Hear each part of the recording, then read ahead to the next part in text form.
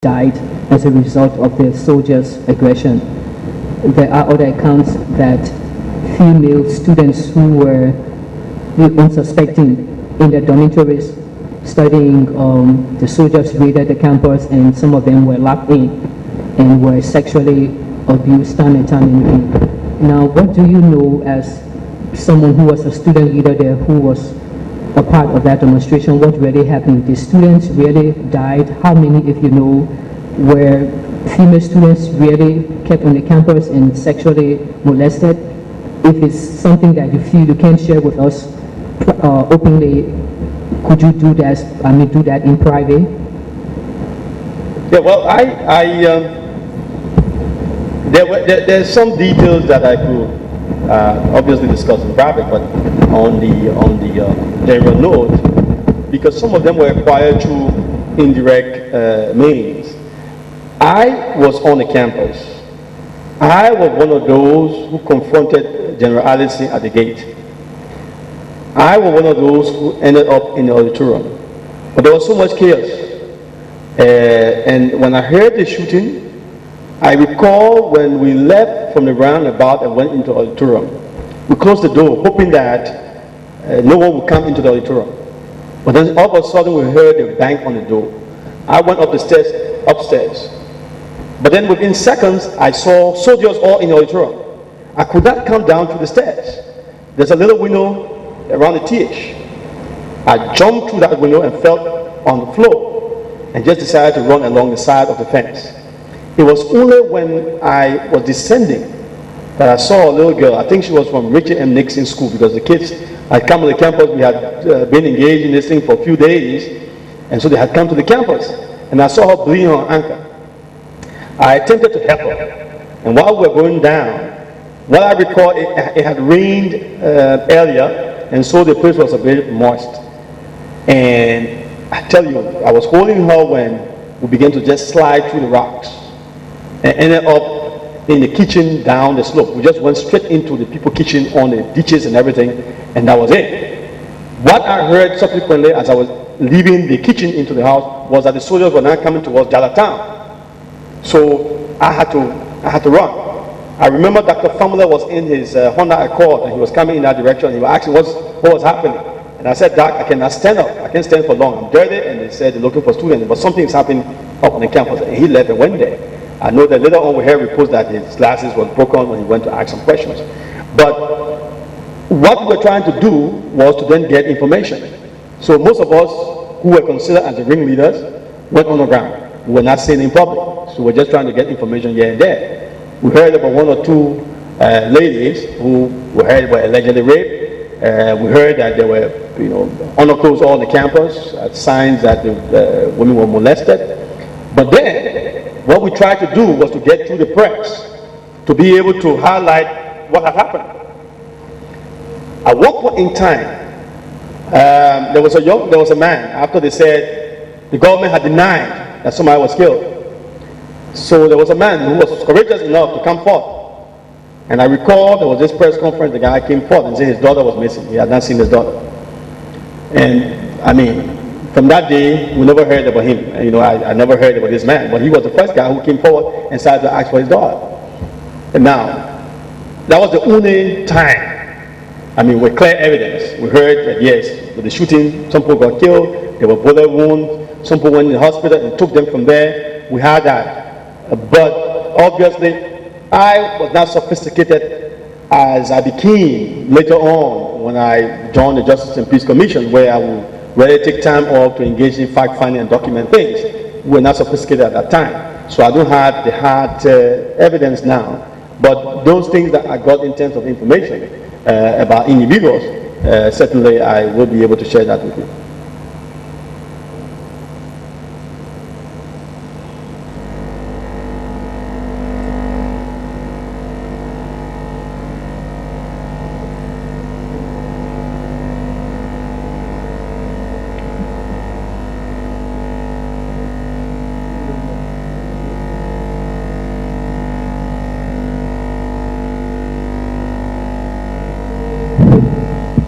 Thank you very much for having come. provide some enlightenment on issues of concern to all of us. Among the many things you talked about, I would just like for us to go back a little bit to your recollections of your encounter with the state bureaucracy during the 90s. And I have particular reference to the letter you said you wrote to the Speaker, to the President pro tem of the Senate.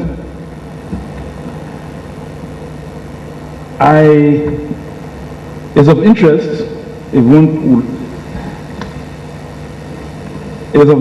would be of interest to know what the content of that letter was, and particularly so, the kinds of responses that came forth from the Speaker and the President pro tem of the Senate.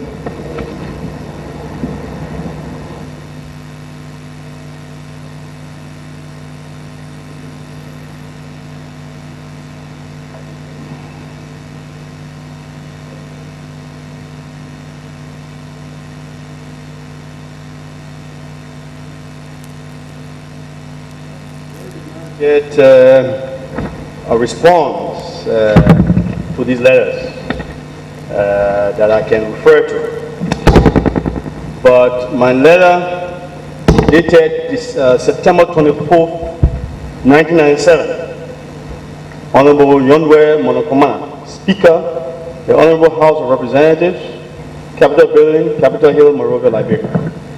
Dear Honorable Monokoma, the JPC has received information of the submission of 2 draft bills to the National Legislature for subsequent examination and passage into law. The draft bills include a bill to establish a National Human Rights Commission, A. B. A bill to amend the executive law to create a position for an Assistant Minister for Human Rights at the Ministry of Justice. At the moment, we are not privy to the contents of the proposed bill and therefore cannot comment on same. However, we would like to place on record our intention to constitute part of deliberations as well as request the participation of experts, legal and other opinions of various professional and academic groups on such matter of national concern. Accordingly, the JPC advances 2 suggestions to the Honorable Legislature through your office. 1, that the bill to establish a National Human Rights Commission be returned to the office of the President of Liberia for the purpose of creating a forum for adequate consultation with civil society, and have in bracket, not limited to human rights organizations, about the establishment, role, and function of a National Human Rights Commission. 2, that the National Legislature conducts public hearings of the bills to solicit opinions from the public, particularly the religious community, academicians, human rights organizations, the Bar Association, political parties, and other professional groups concerned for the purpose of involving civil society in establishing the commission. Our suggestion is motivated by the deep interest which the bills have generated in the national and international human rights communities, as well as the lasting impact it will have on the preservation of human dignity. We do pray that our request will be granted. Sincerely yours, Samuel Kofi, Director, Justice and Peace Commission. The same content of this letter was sent to Honorable Charles Gomsky, President pro tempore, the Honorable House of Senate, Capitol Building. And there was no response? There was no response, but the bill was passed hastily one evening. I got a call that the bill was passed and the President was signing into law because he had to fulfill some international opinions and all the cries against the government on human rights. He needed to show something, so he went ahead and signed the bill. I was invited, I refused to go. And then they appointed me on the commission. I also rejected that. And I can recall that you, and particularly the institution you worked for at the time, the Justice and Peace Commission, was very, very active in articulating concerns about the peace process that was unfolding in Liberia at the time. What kinds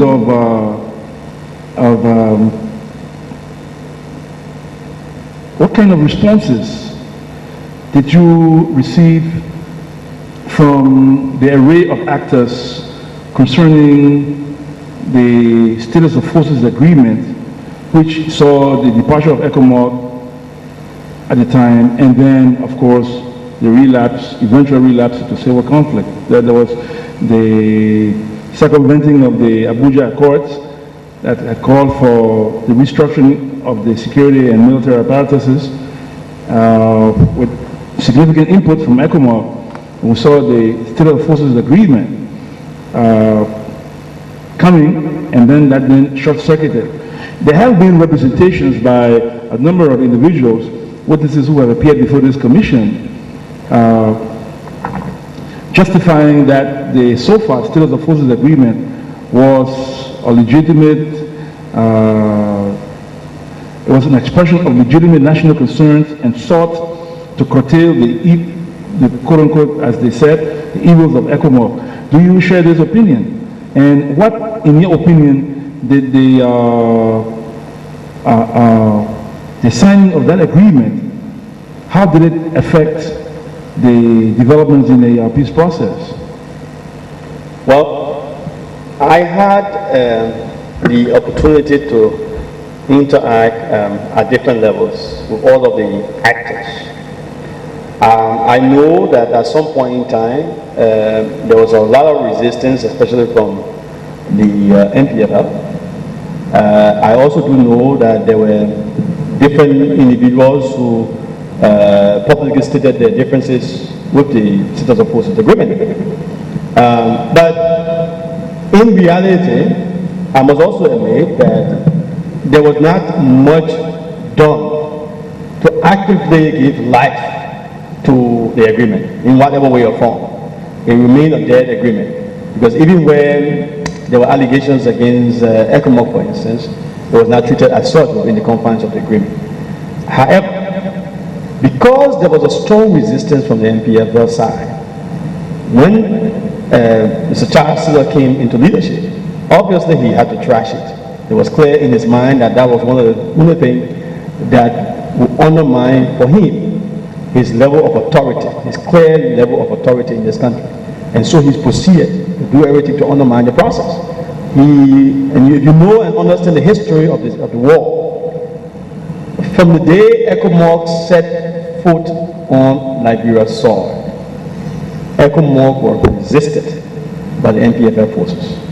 Now, there was not only the MPFL forces, but we have evidence.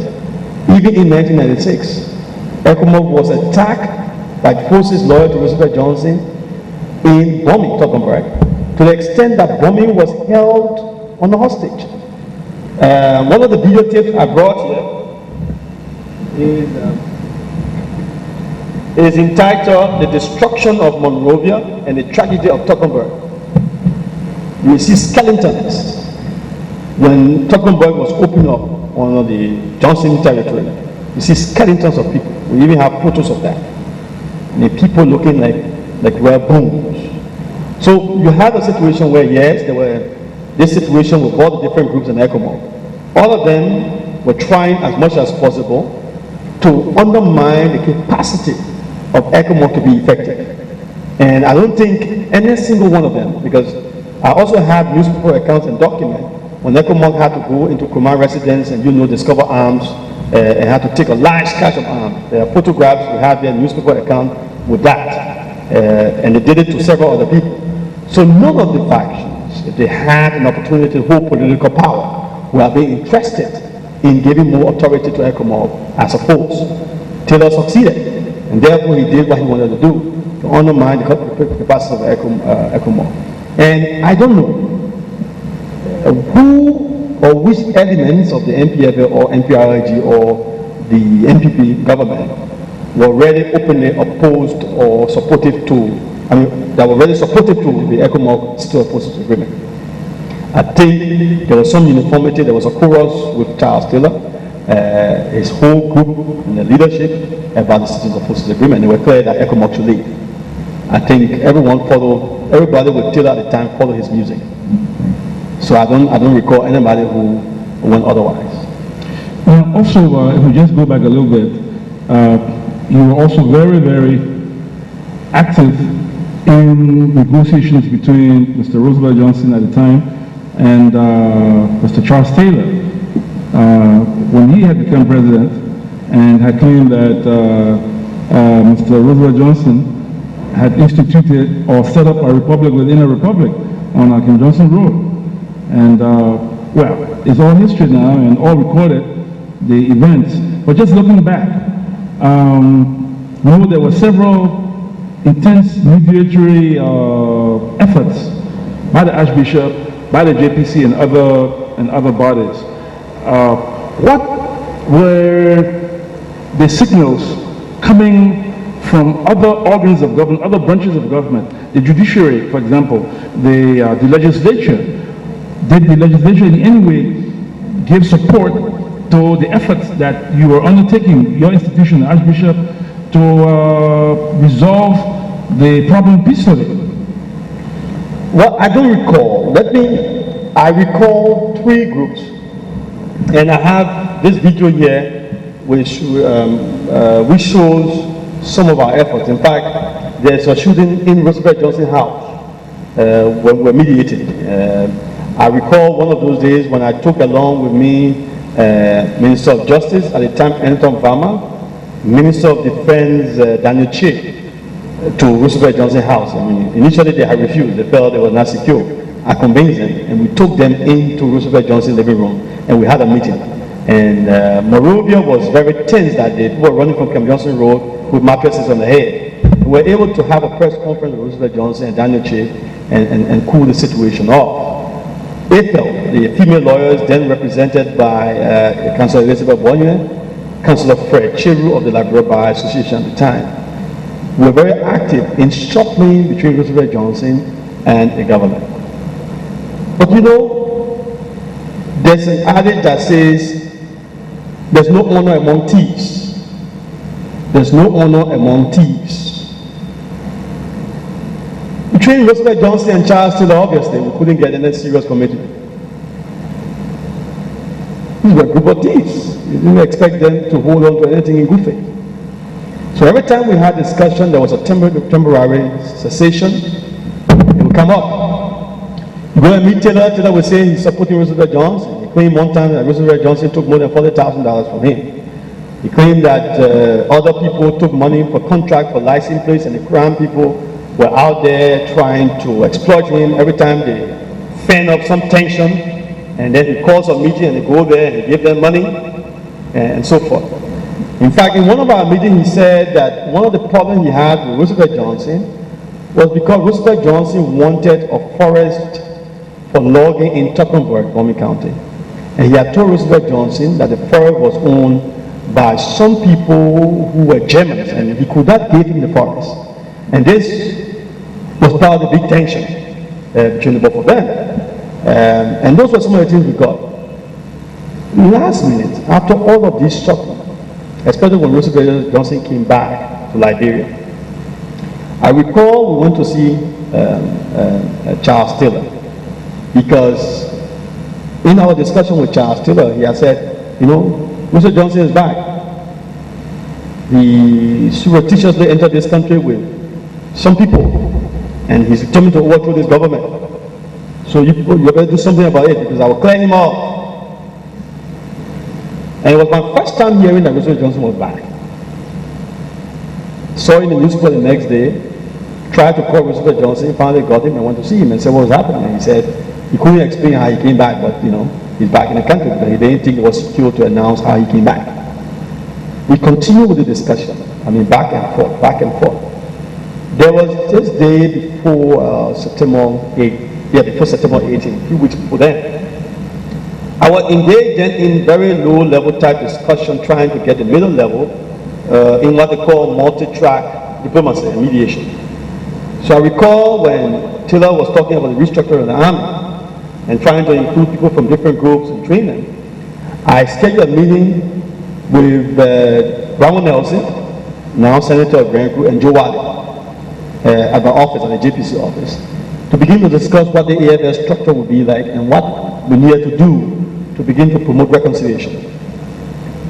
And Joe Wally came into the office. Joe Wally came in the office, and Bamo said, look, my man, Taylor said, you know, the thing you're doing walking around here, you gotta be careful. And we laughed about it. We had a meeting.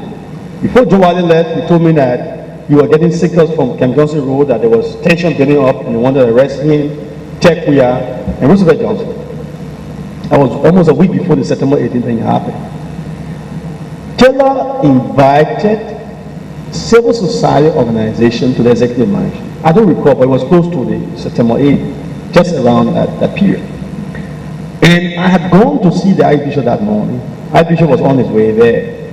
And I said to Archbishop, I don't think I want to go to the executive mansion. There's a lot of tension.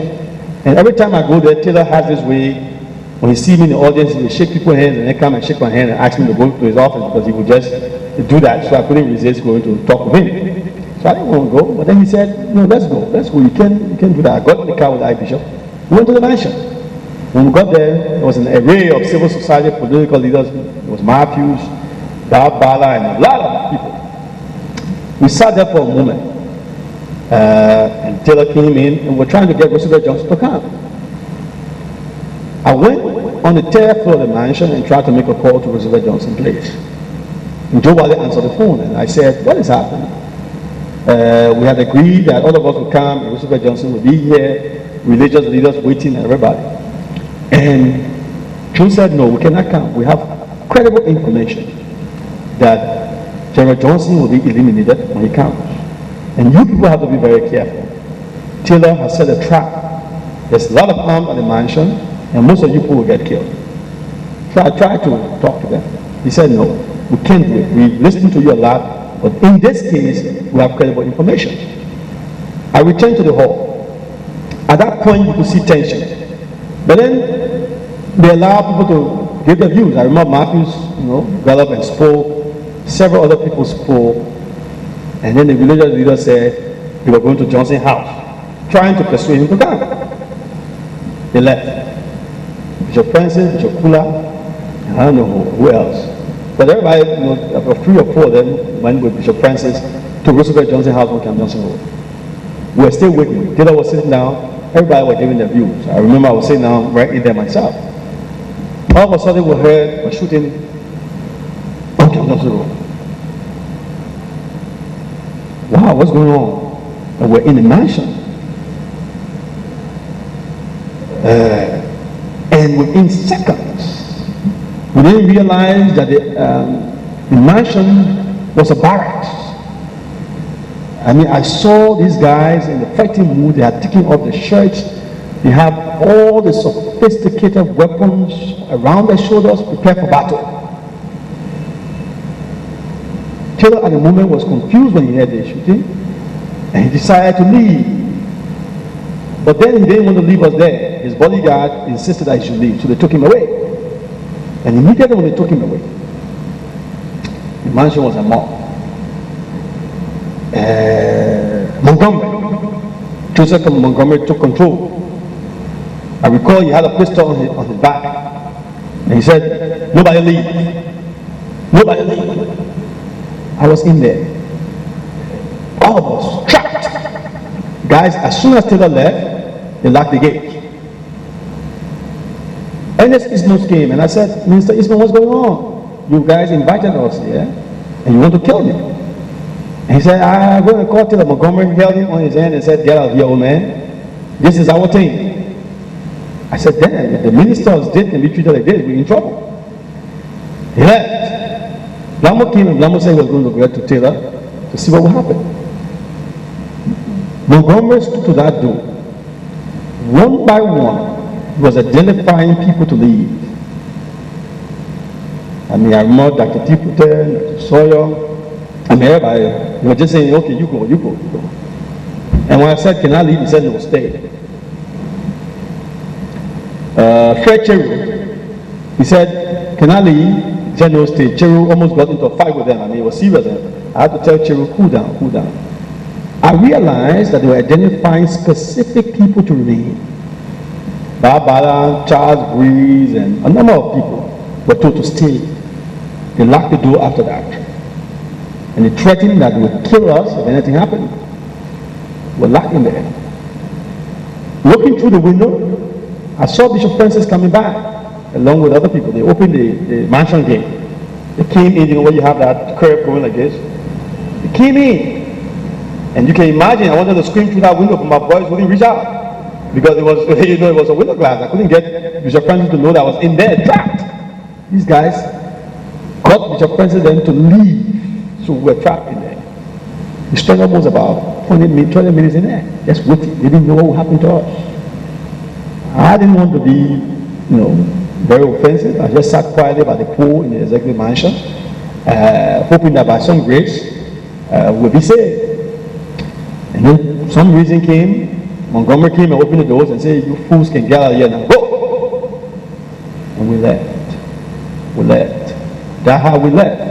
And shortly thereafter, we got the information that it was one of, I think, Roosevelt bodyguards that was mistakenly fired, killed. I think I have a copy of the paper here with his picture, his name in it, newspapers, where, you know, it was alleged that he was the one who was killed. And from that time now, Taylor was very clear that Roosevelt Johnson had an empire over there, he was going to clear it. So the evening of September 18, I was at the Catholic Secretariat at about 5:36, we heard the first blast. It was the beginning of the terror. It was the beginning of the terror. And, you know, I have the accounts here. I have two different accounts here, including eyewitness report of what happened September 18, including a list of people who were allegedly killed. I have it documented. The JPC did this fool. In fact, after that day, there were several people arrested, Charles Breeze and a number of people. We were the first organization to call on the Justice Minister to give her access to the prison. And I visited every one of the prisons. Ama Yulo was at the police station around Bowmines, Wemfo. Charles Breeze, Bob Bala, David Bala, and Tia Collins were in Congo town. Slanga was at the police station. They had scattered them all around the place. And I went everywhere. I also have the report that we gathered from there on the situation, because Charles Breeze was a bit wounded in his ear and he needed medical treatment. He had not been treated. So we called on the government, we issued a statement calling on the government to ensure that they go for medical treatment and be all right. And that was when I left. I left after that time, went to Sierra Leone for a meeting, came back. I was in Sierra Leone when I heard about Thomas Dewey and others who allegedly got killed in prison. He was a colonel, Thomas Dewey. He was an advisor in the military, and he was allegedly killed, he and a few others. I also have a list of the people who were killed and the date they were allegedly killed. I mean, Philip Brown, who was assistant minister, made the announcement that these people, I think they were trying to flee or something happened and they died in the prison. But Thomas Dewey, I remember his name very well, along with other people. Did you have any details at the time about who may have ordered the killings? No, I didn't have any details. In fact, I was in Sierra Leone. Immediately after September 18, I went to Sierra Leone for a contract that I was doing a consultancy and spent about a week there and came back. But I was there when I got the call that Thomas Dewey had, it was one of those that was killed. He died in prison. We don't know. I didn't get the details of the circumstances. Okay, just move on a little bit. You mentioned a number of other points, like you talk about the ending of the cycle of impunity, the need for questioning the need for a national army, and the duality of our legal systems. As a human rights advocate and as a lawyer, how, in your opinion, has the duality of our legal systems impacted or adversely impacted the basic human rights of our people? Well, one of the basic cardinal principles of the law There's equality before the law. There's equality before the law. What the two-tier legal system will do then, in a nation that should have a single identity, will then affect the equality before the law. The other thing is that if you have a traditional legal system, the method, the process of obtaining jurisdiction over individuals varies. Even the process of questioning, different. Every time you bring someone from the traditional legal system and subject them to a modern approach, even as a witness, there's a line of intimidation easily. They're intimidated by that system. They don't understand it. And I think we need to make efforts, even if we have to harmonize it. The whole issue of ensuring that in reading our traditional law, there are certain aspects of it, those seen as traditional law, that are very similar.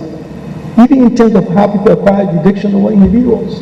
They have banishment, they banish people from places, they do all things. And I think if we take time to understand the extent to which there are similarities, it will be easy. What we have not tried to do is to identify those similarities and how we can work towards creating the awareness and promoting the dialogue that will foster one nation. There are a lot of penalties that might vary, and I must also admit there are other aspects of the traditional system that are negative. I don't believe that I'm one of those who against the whole idea of necessity, for instance. I think it should be abolished. There are other aspects of it that are not good. But I think the dialogue promotes the possibility for us to identify the negative aspect of both on the population and seek to identify the similarity and build upon them.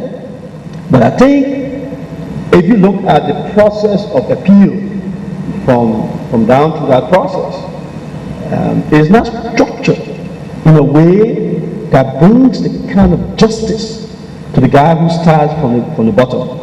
If you have to move from one system to the other, if you move from the primary chief and other places and the district committee, other kind of thing, and then eventually you have to end up somewhere else, it's not very helpful. And I think this is where we need to strike a balance in terms of structuring a system that is appealing to everyone. We need to take time to learn a number of things. Stephen Ellis was here. He's a good friend of mine. He wrote a book called The Marks of Anarchy. In fact, I'm acknowledging that book. And I know in his expose, which we disagree on, was the extent to which he saw tradition and what you call traditional society as part of the fundamental problems, as a character of the war. I have fundamental disagreement with him, and I've expressed that to him as a friend. And I told him that, look, if you talk about the wearing of wigs and these faces, I know I go to America and I know about Halloween. During Halloween time, what the fuck can wear? The wigs and all these things, you see them looking funny. So why are you saying that it's deeply ingrained in our traditional religion or our traditional society? I have disagreement with that. The second question I ask, all the boyo, how many times we heard about it in Lufa or Nima prevalent? In Maryland, around Kipamo, the pool, boyo business, most of the people were arrested for boyo business and getting people in Naira. It was prevalent there. Have we asked ourselves the question in terms of the tradition that exists in those places for those people to be subjected to those kind of things? In Africa, we have communal system. We know about how clans evolve, how these little villages evolve. They are usually almost the same family line in these small villages and clans. The brothers, sisters, and uncles and nephews and so forth. Many people will not want to kill their people en masse and sacrifice them. So we know and we understand that people attempted to corrupt traditional society because to keep them meant that they would be strong and that they would be a threat to the political establishment. So what was done continuously was an attempt to corrupt and demystify our traditional entities. And most of the things you hear, I mean, the schools were for 7 years, 8 years. Later on, they became 1 month and 6 weeks and all around town. In Bannersville, other places, they had society there. It became bastardized. We also have to understand, when the fighters went to places, they sought to desecrate traditional shrines. There was a reason for that. Everybody who saw a route to political power in this country felt it was important to first start with that element, that institution that was strong enough to provide the stability. Now, that does not mean that it's all good or it's correct. There are problems with it. But I think we sought to demystify, demonize it so much and desecrate it that we have not taken time to understand that there are aspects of it that have some good in it. And I think that's the problem. So these are the things that have caused the problem. Now, unless we can find a way to dialogue on this question, provide an opportunity, it will help us to reconcile this country. Now, that brings me to my next question. Given that the TRC has a mandate to recommend prosecutions, and when one considers the wide range of violations that took place around the country and the large number of actors involved, is it humanly possible to prosecute or recommend for prosecution every fighter or individual who committed human rights abuses? And if that were possible, then one would ask, to what extent can our systems, our legal system, be able to cope with the magnitude of such sheer volume of cases when you already have overcrowded dockets in the courts? In many parts of the country, you don't have courts that have the institutions to support the rule of law. So then, we want to put it contextually, how relevant can our traditional institutions become in addressing the question of impunity? Because if one is not able to feed people through the regular legal system, when I say regular legal system, I mean the non-traditional legal system, considering that we have a duality of legal systems in our country. So how relevant then can our traditional institutions become in our quest to address the issue of impunity? Well, you know, on this subject, I can claim that I've had some practical experiences with appreciating the different dimensions of it. You may know that I work in Sierra Leone as with the International Human Rights Law Group that is now called Global Rights. My responsibility in Sierra Leone was to look clearly at the transitional justice process, support the Truth and Reconciliation Commission, and also support the establishment of the Special Court. I have and I understand the complexity associated with the sequencing of those structures and some of the problems associated with information sharing and other kinds of things that we have to deal with. However, if you look at Rwanda, for instance, with the Gacaca and other forms, I know that thousands of prisoners were held up in cells and makeshift prisons in Rwanda. They adopted a different approach. Now, whether or not our structures strong enough to absorb the shock, I would say no. In Liberia, our judiciary is so weak at the moment that even the little corruption cases, they can't even handle it. You know, the loads and loads of cases that we have, even now, cannot be addressed. They lack the support, there's lack of capacity and know-how, limited prosecutors that are around here. And so if you take on something and give our people hope and say that we can do it, you must treat it seriously. Because this is not a matter that you want to play with. If as a state and as a country we agree to deal with this problem, we must not do it haphazardly, must be committed to it. The other thing is that the nature of our traditional society and institutions are not strong yet. They're so weak, they're still very fragile in trying for us to appreciate the deep dimensions of it. Having said that, yes, back in 1992, I have been one of the first Liberians who called for the prosecution of people for war crimes, back in 1992. And even by 1996, it was even worse. I mean, I advocated for that. Up to 2000, so I advocated for that. And I continue to say that that is something that we need to think about very seriously. However, under the circumstances, if we as a country gave our hope and said that we must do it, I doubt whether we can do it now. We don't have the resources. If you look at all of the prosecutions around the world, if you look at Rwanda, the tribunal in Arusha, you look at the tribunal for the former Yugoslavia, you know that they are funded basically by the international community. A lot of the resources that went into Sierra Leone on the special court, close to $60 million budget, supported by the international community. Now, even our government lacks the resources to even fund its own budget at this moment. Now, when you tell the Liberian people that you can deal with this, you might be pushing it too far. So, the dilemma we face now is whether or not we can do it, or at the same time, there's no statute of limitation. We can deprive individuals of the right to pursue cases in court. But if as a nation we decide on a special court, which I'm always apt to support, especially for people who bear the greatest crime, and you understand that I will not pretend about it. I understand the depth of the brutality here. I went and saw firsthand, for instance, in the cattle camp. I saw the nuns when they were brought out of prison. I saw the Doki's body. I saw so many of these bodies. And every time I saw them and wept, I cried for justice.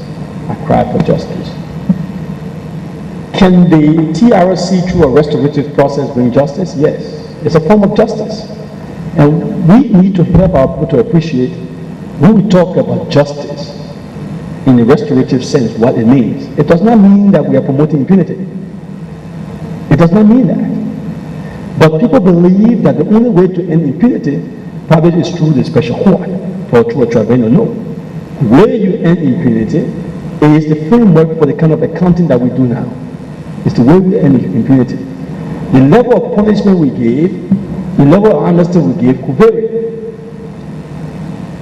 I must admit, as a person, I believe very strongly that there must be a form of prosecution through the courts, especially for those who held serious command responsibility and those who prosecuted the war continuously in this country.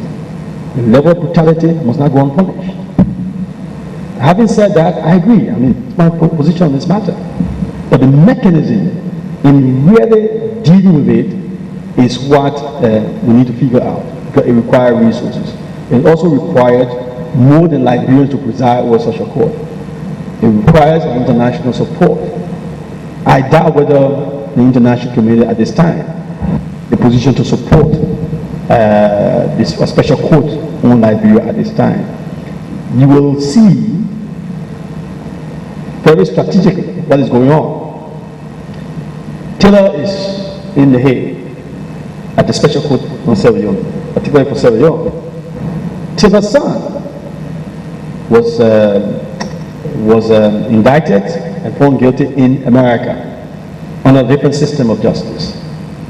It seems to me that what might happen now and in the future might be the possibilities of that nature, where yet people will have justice for crime to commit, in Liberia or elsewhere, but you might not easily have a tribunal and get the resources to get it done.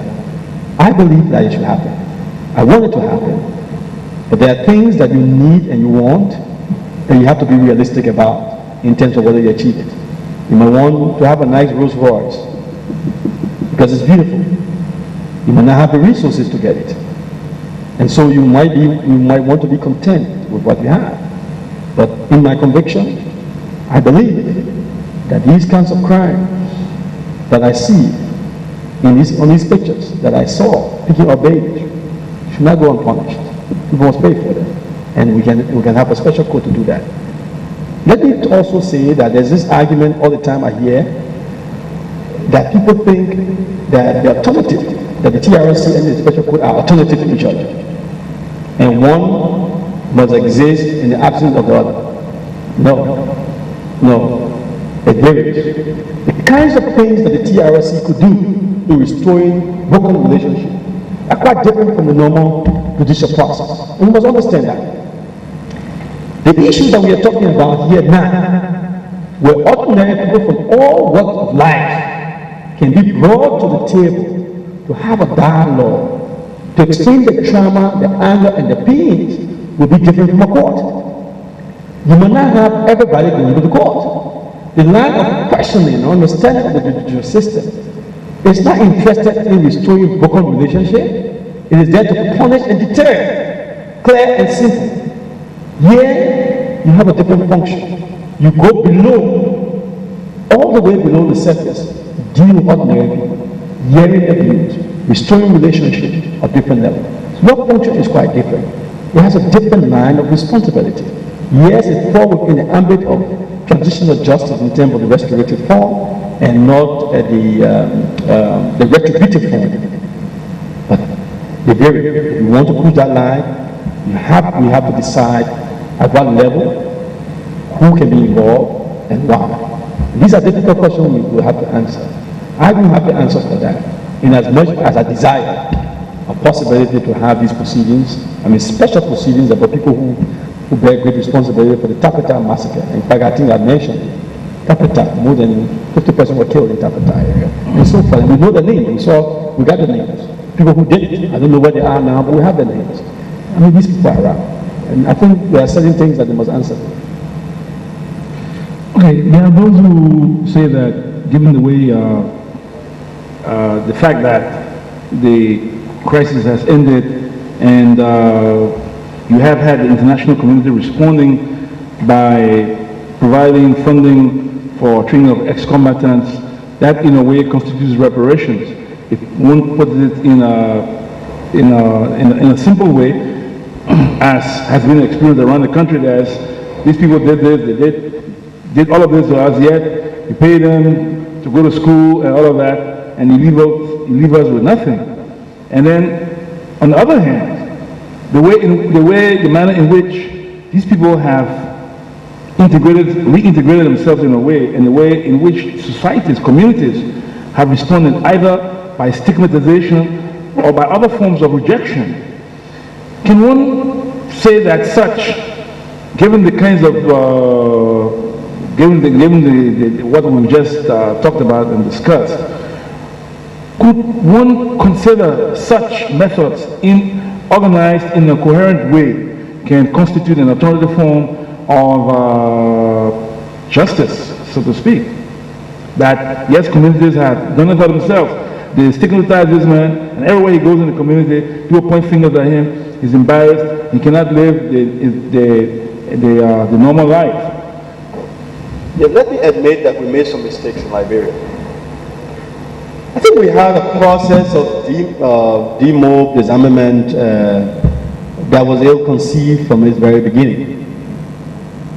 And again, I always argue that the peace process alienated a lot of people and left it in the hands of faction leaders who did not understand the gravity of what we're dealing with.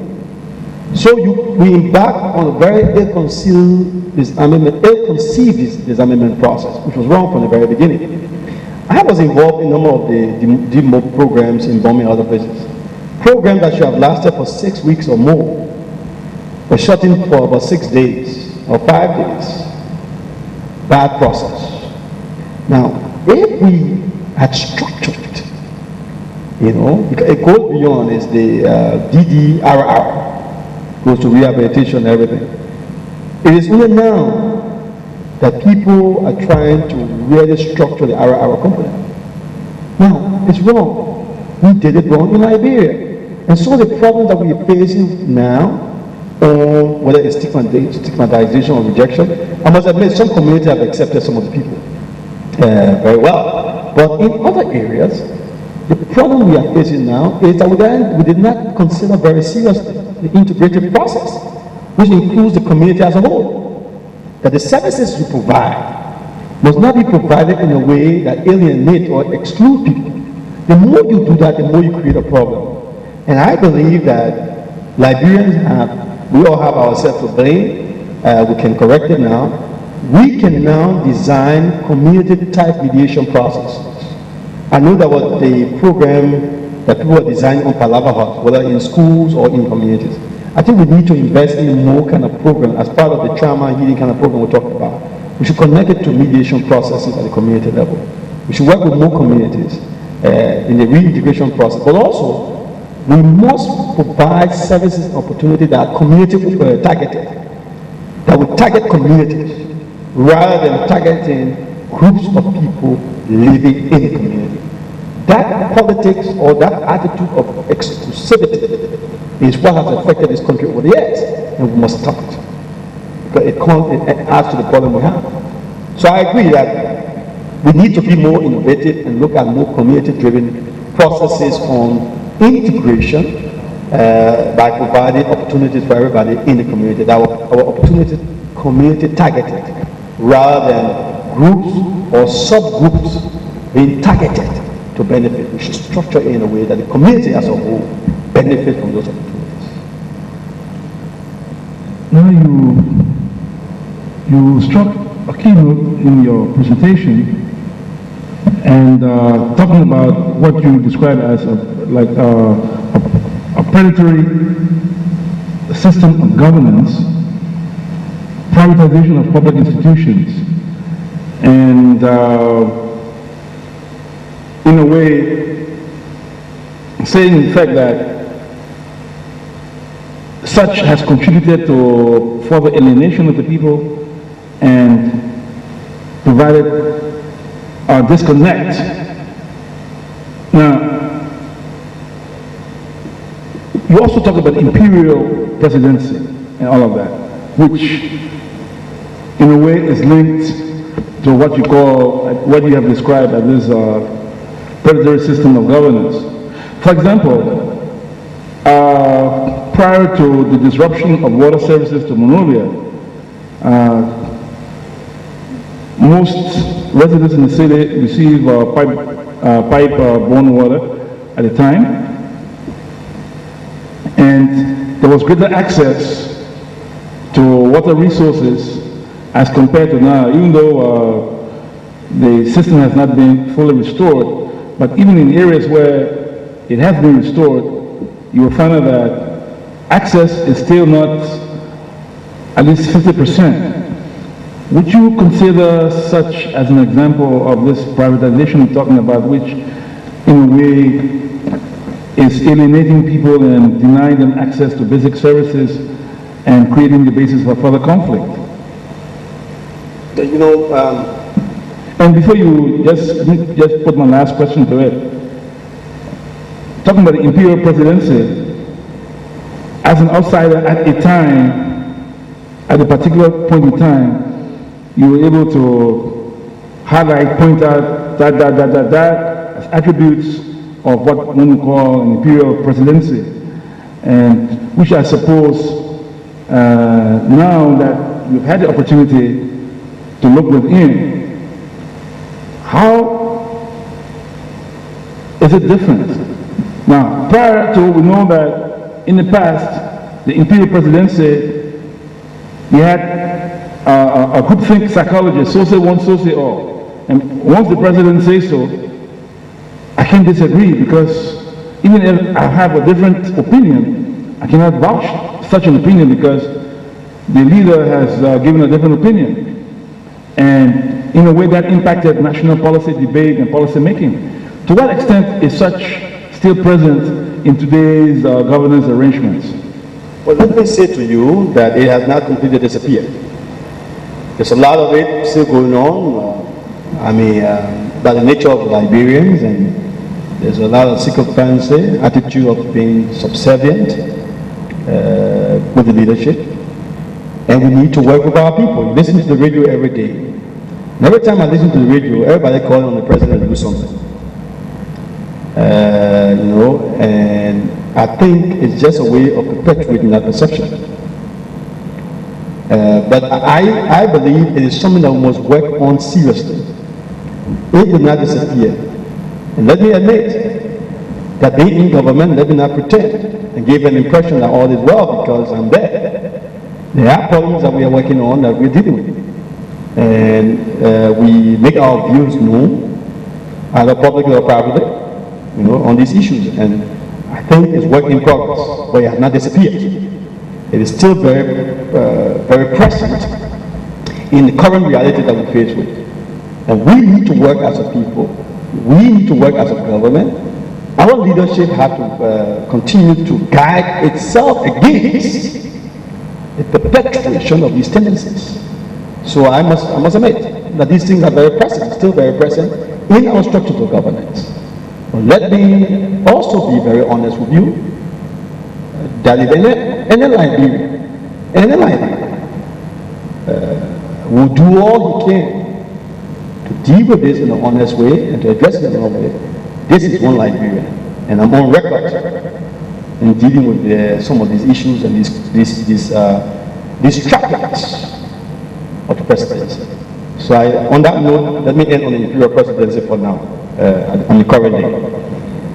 On the issue of the predatory system of governance, we must be honest. Our founding fathers came from a slave culture. The fundamentals of slave culture has to do with people being predators. If you look at Australia, for instance, Australia was founded by people who were deeply in Britain and being bastardized. When those people went to Australia, what they did? Subjugated, subordinated the Aborigines. America, people from England, being persecution, they went there, they subjected the American Indians. This seemed to be a psychology of people who have suffered from sustained oppression, that the freedom, the liberation can only be discovered when they themselves inflict the same pains on others, because that's the only system, the only sense of institution and leadership they know over the years. So that's what we have. It was perpetuated here in this country. Now, a lot of us who might have not been directly from America at the time have fed into this. And I tell people when they talk about the Americo-Liberians and so forth, I say, it has become an attitude rather than an individual. It has become a value order rather than identifying someone as an Americo-Liberian. It's an attitude that some of us from the slums and the villages adapted in our mind, believing that that is the only way we can be supreme and accepted. So some of us who are even reared from a village in Liberia can even be worse than the person who came from abroad or from that lineage. So, and it's become blood now. So it has become an attitude. So I believe that the predatory system of governance needs to be broken. And what happened in terms of perpetuating that? The buildings you see around here, you take a list of the buildings and we talk about who they are owned by. Just itemize some of them, who own them. It will be clear to you that a bulk of our taxpayer money are going right into the pockets of few people who are continuing to perpetuate wealth in different ways and forms. Now, you may ask, you are in government, what have you done? Retreat we had as a government, I proposed, that was one of my proposals, I would get all the rag down government buildings and renovate them and move in them, even if there were 2 rooms. And I can assure you that we have at the Ministry of Labor a new building owned by the government and people of Liberia. We cut down rent. So we're not paying $50,000 every year again. We have our own building. That is an example of how we should begin. And I think other ministries have done that equally. We can do more of that. Because we need to break the power saga. We need to break that culture of people believing that they just live on the work of others, the sweat of others. We need to break it in one way or form. And wherever we identified it, we need to deal with it in our way. It's the slave culture. It's the plantation mentality that we developed over the years. And unless we break it by way of life, by the way we see power, we're not going to get anywhere. We talk about the war, but let me tell you one thing, the war is an interesting thing too. I grew up in Lokutan, West Point, Claratown, these places where I grew up. I live on Front Street nowadays.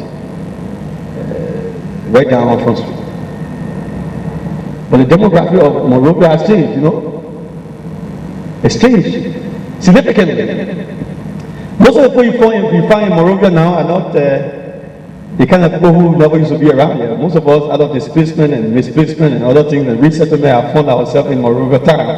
And somehow, some way, we have managed to live on places like Front Street and in Mama Point. We found ourselves hiding in those places for different reasons. But what I'm trying to say is that a lot of these things are changing now. You can't just find, you know, these territories drawn in terms of the supply of water or light now because, you know, of who's staying there. Every time I sit to where I am, West Point is lighted, you know. So something must be changing around here. At least West Point and people are focusing on Yukuta to give light to those places too. You know, before it might have been centralized in a different way.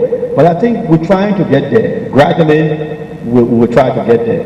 The key, as Commissioner Washington said, the key is for the people of this country to realize that they have the power to change things. We have to stop being complacent. We have to raise the critical issues with government. I'm so happy nowadays when I listen to the radio station. I feel vindicated. For years, there were many of us with no voices in this country. And I sit now and observe. It is my time to sit and understand where our country is going and how we can fit into it. Because there's so many voices. People calling on the radio station. People taking a stand. When we were taking cases to court on paper copies, nobody would challenge child stealing. Nobody. We represent journalists in this country. Nobody would dare do it. People were afraid. Now, so many lawyers from all walks of life can do it. I'm happy. I think something is happening. But we need to do it. We need to build it. We need to strengthen it. Democracy, human rights, will not come about through the benevolence of leaders. It has never and it never will. It must come about through the determination of a people to raise the bar and the standards of the leaders, call on the leaders to account, and deal with the critical questions. Leaders will not give you power. Power concedes nothing without demand. And I think that is where we are. We are at a critical junction now. When the people of this country will decide the direction we must go, say no to war, but also where there are elements or trappings, signs of dictatorship, we must collectively rise and stand that time so that we cannot go back to where we came from. But I think Liberia has progressed. The press doing well, civil society doing very well, and I think these are the things we need to work on. We need to begin to work on these elements of how people want to be predators in the system, the culture of corruption. We need to deal with it. We need to address it in different ways. Because that's part of the whole predatory culture. Just corrupt. People used to be corrupt before. But you know, now it's coming up in the open mode, that's all. I think people say right now, there's a possibility wherever I can talk about it. So at least it's in the open, which is a good thing. Now we can try to deal with it because it is coming in the open. But we must stop the political will and determination to deal with it once and for all. I don't think we're doing well at that yet. I hope we can, as a government and people, I hope we can get ourselves together and get serious about dealing with it. Then we make progress.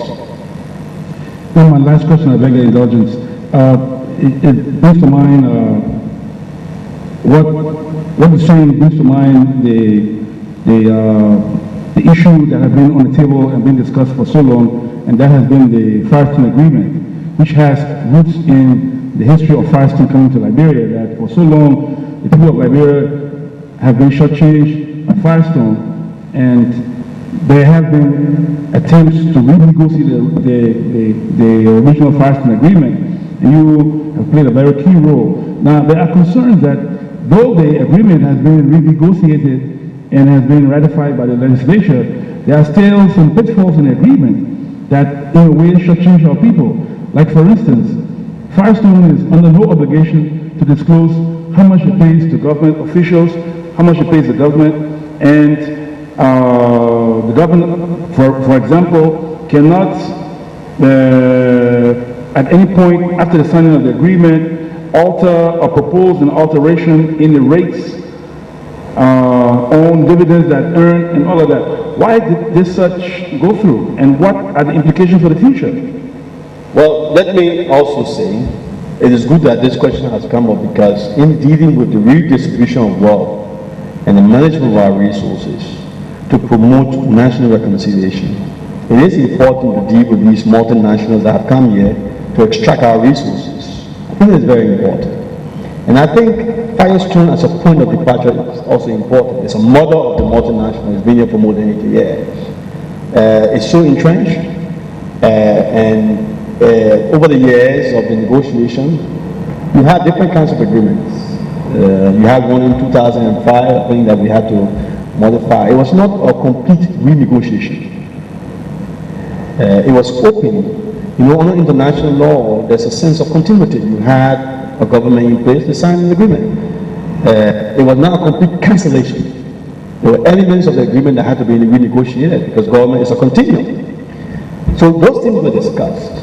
Now, I wouldn't say I was not privy to all the details, although in some cases yes, but I want to say that yes, there were some areas of improvement in the agreement. Now, as a lawyer, I wouldn't want to say that where there are certain elements of agreements that offend international best practices standards, there is a rule that deals with it in terms of law. There's a rule that deals with it. It is very offensive to certain international practice and standards. But what we have now is certainly not the best agreement. All right? It's not the most excellent agreement. However, it is a build upon from where we were in terms of more than 80 years and other things that happened. I must also say to you that one of the best agreements that was negotiated here was also the 1976 agreement on the top. I think most of us who read that agreement were made, that some progress was made in 1976. But in our case, it was different. It's not the best agreement. And I will agree with many who say it was not the best agreement, but yet it was an improvement on some of the things. For instance, if you look at the schools that have been built, that should be built, the amount of schools that have been built are different from the previous agreement. The housing that have been built, the issue of transportation, there were other issues of water and sanitation. There are several other issues that we try to build. Even the labor laws and the understanding and the implementation of the labor law is also quite different in terms of how people are employed and the structure of senior management employment of Liberians were also different. There were things that we were able to achieve in negotiations, like you know, in mediation processes, you may not have perfection. We strive toward perfection for moving from the imperfect arrangement. I know there are some fundamentals that should not be compromised, and they shouldn't be compromised, they should be challenged. But under the circumstances, the difficulties we had, and the crisis we had to deal with at Firestone, we knew that if we didn't get some things for the ordinary people within the frame of the concession agreement, we could achieve it in the collective bargaining agreement between the workers and the management. We were very strategically involved in. You know the crisis of the whole thing. I was in the heart of the workers' crisis, and they wouldn't want them to be elected, but we were able to win that battle. We have some calm there. I believe that over the next 1 year or so, the workers will be engaged in another negotiation. There are things that they didn't achieve in the concession agreement that they could benefit from if they properly negotiate in the collective bargaining agreement between the management and the workers. But I do agree that we don't have the most perfect agreement. It's not perfect. It is a challenge of moving from the imperfect to the perfect gradually.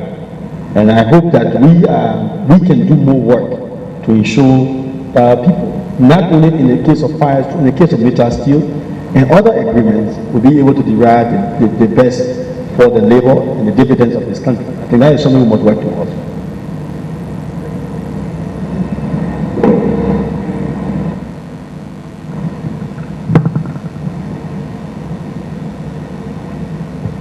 Thank you very much, Honorable Minister, for your presentation. In the presentation, you talked about the family structure in the basic unit of the society and how they've been made vulnerable during the crisis. But another aspect that our country has been exposed to, which did mention in the presentation as boys being men and girls being women.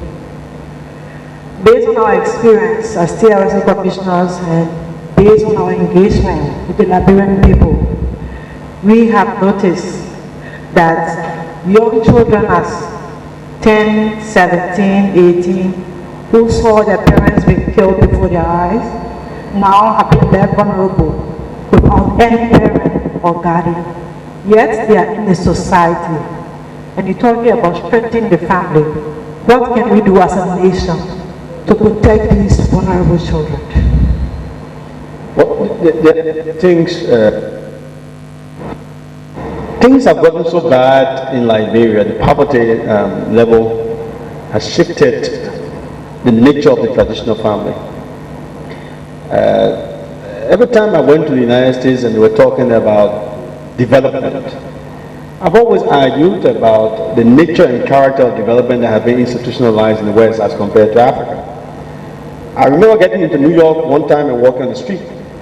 That was a few years ago, in the early 90s, and I saw this man eating from the garbage. My God, this man eating from the garbage. He must be a crazy man. From the people who eat from the garbage are crazy people. In this country, someone said, no, the guy's not crazy. This guy's a normal man. He's homeless. If you come to this place at night, you see the guy in this winter sleeping near the fire hydrant or the sewage. That's the only way he survived. I said, in America? They said, yes, come. And I went that night and I saw people with cardboards.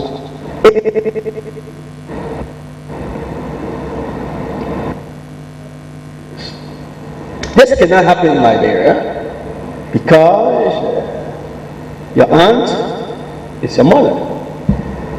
Your uncle is your father. The relationship is such that if your parents died, it's easy to have a family member to take on the responsibility.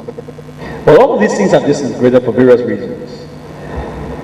Poverty, the challenge of economics, the war, the value system have made us move into a more individualized society where people don't care.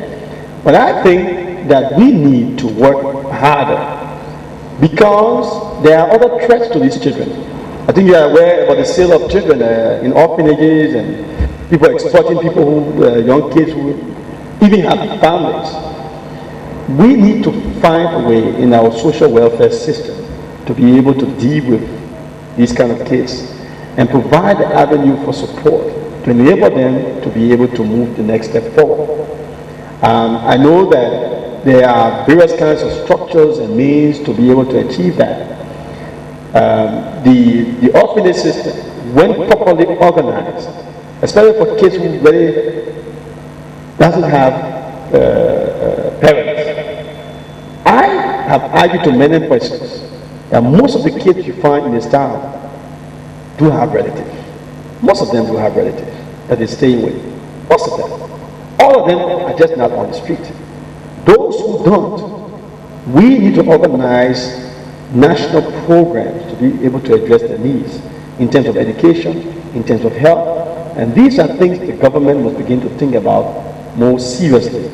And I think most of our structure, I always tell people the difficulty of putting two major mandates into one is that one can be affected by the other. So sometimes you have Ministry of Health and Social Welfare, and you don't hear more of the social welfare aspect here, but they have more. You hear information, tourism, and culture, and you don't hear more about the culture and the tourism aspect. You hear more about information. There's a tendency that we might not focus on it holistically. The challenge, therefore, is for us to find a way to begin to focus more holistically on the mandate we have in our various institutions of governance, build more capacity to be able to reflect more on these kind of questions. Kids who are out of school, kids who have been abandoned, war-affected kids, and so forth. People that we must be able to raise the profile of our institution to be able to address their needs. They can be addressed. But the bigger thing is the economic empowerment and the redistribution of wealth. You know, if we are able to use our resources wisely, we will be able to strengthen the capacity of every Liberian. It can be done. It can be done. It can be done. If we stop all the little extortion in the system, we will be able to increase revenue and give our people the dignity they deserve. It is possible in Liberia. It is possible anywhere. With serious and committed people, we can do it. Liberians, like many Africans, live simple lives, live on almost. We as a government and leaders in our different communities and society must be able to bring that simplicity and humility to our country. It is possible. You know, but I think there are some things that have been ignored, and we need to revisit them seriously. I talked about the justice system. I didn't talk about it in the usual sense that we can only talk about going to the Poro or Sunday school.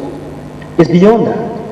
I mean, in villages and towns with strong transitional stabilizing institutions, you may have kids in the street, you have beggars in towns, you have a good place. Why can't we do that in building this society? There are some values we need to expand upon. There are some values that we can improve upon. And I think we'll be a better people. In spite of the fact that the economy means the modern society in Monrovia, yet there are possibilities for us to be able to show passion for the less fortunate in the society. And I think our value is such that is disappearing. And that's why I'm talking about the religious community. We need a role to be able to restore certain values of passion and conviction in the society. It's disappeared.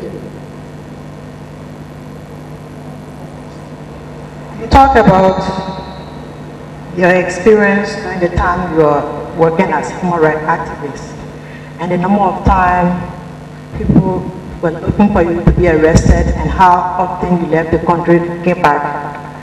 Can you tell us, during those years, were you arrested at any point?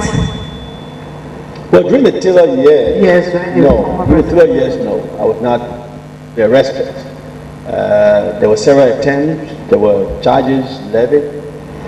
There was a bit time coming from Ivory Coast, but a lot of people were at the airport. And so I got arrested during the Taylor regime. I got arrested during the Doe regime.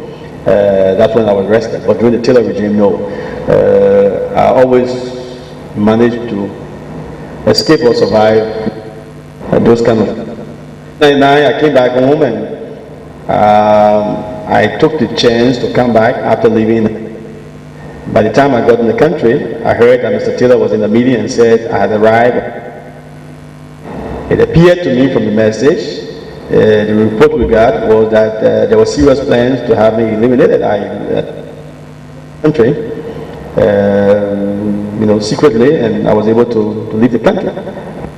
Reports from the newspaper where Joe Tate had met Commonwealth Wisse and told him clearly that it was good that I left because this time around the international community will have nothing to say because everything will be history. And he was quoted in one of the local dailies. I think it was either the newspaper or something like that, but I have copies of the newspapers where he made that comment. But God has been good and I was able to survive. I know when he cited me in 1997, and I was cited by Joe Tate and allegedly charged with criminal malevolence. The intention was to have me arrested, put me in a cell, and have me abused. But it didn't work because I didn't allow it to happen. I challenged him and I escaped. And after a few times, he dropped the charges. So I was never really put in prison. Thank you. And during the NPP-led government, there was this public cry about a market woman called Goa Flomo. Not much have been heard about him since then. As a human rights activist, can you tell us the circumstances surrounding that?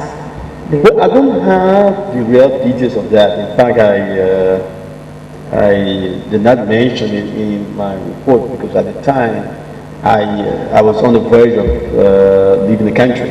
during that period. I heard about it, and I was informed that one of Taylor's people had gone into the community in this market room, but I was not directly involved. It was one of my colleagues. It must have been one of my colleagues at the Justice and Peace Commission that was directly involved. But that was the time I was like planning to leave the country now for good, for exile. So. Thank you very much for your presentation and your recommendations.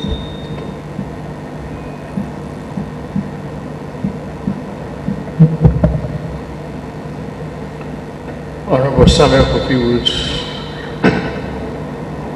Minister of Labor, we want to thank you very much for coming to the Commission today. And during this period, share your experiences with the Commission, and you have advanced several radical, if I may borrow the term, recommendations for the transformation of our state, for the reconceptualization of our idea of what our country should be, so that reconciliation, peace, and unity can be a reality. As a commission, we want to say thank you so much. You have, without doubt, added a lot of value to our work. You have provided questions, answers to some of the questions we have had. You have provided leadway to some of the issues the Commission needs to delve into more deeply. Before you leave, sir, is there a final word you want to leave with the Commission, the people of Liberia who eventually will be listening? My final word is that I believe in our country.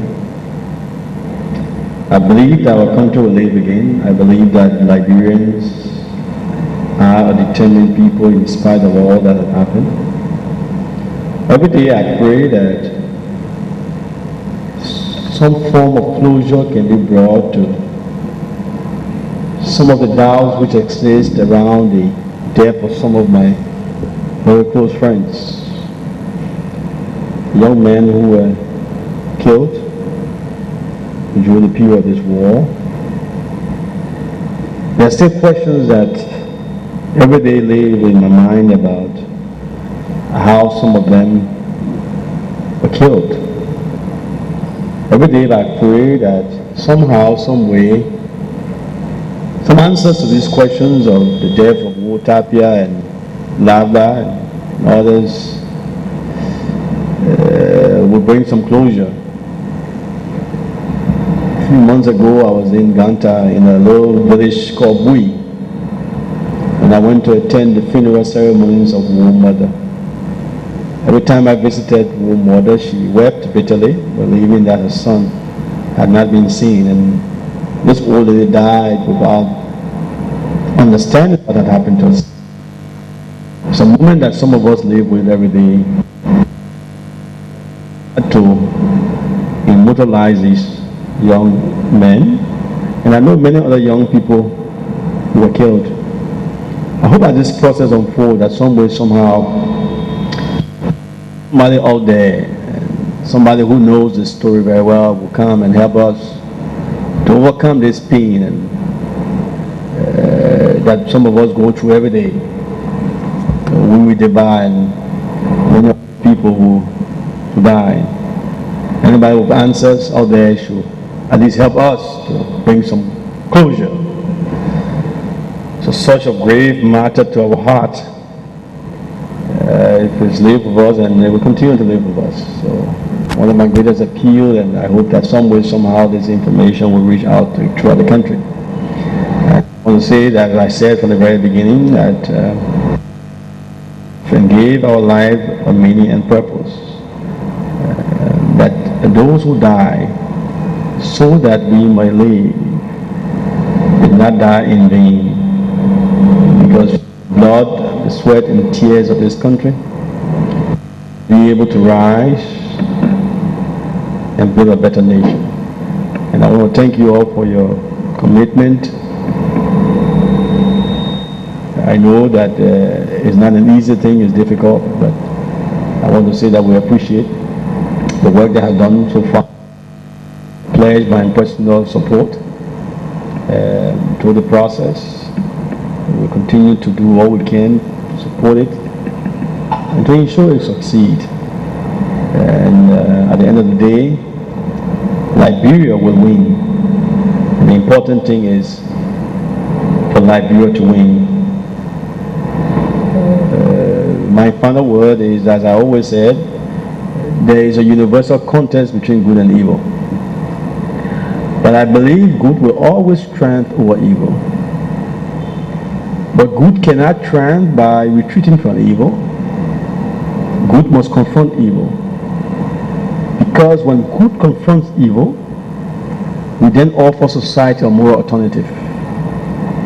And then people can see the good in a society that might be ravaged by evil. This is where all of us are. So there is hope. And there is hope. And I want to thank you all very much. Very much, Minister Bush. Mr. Hearing Officer, we still adjourn till tomorrow.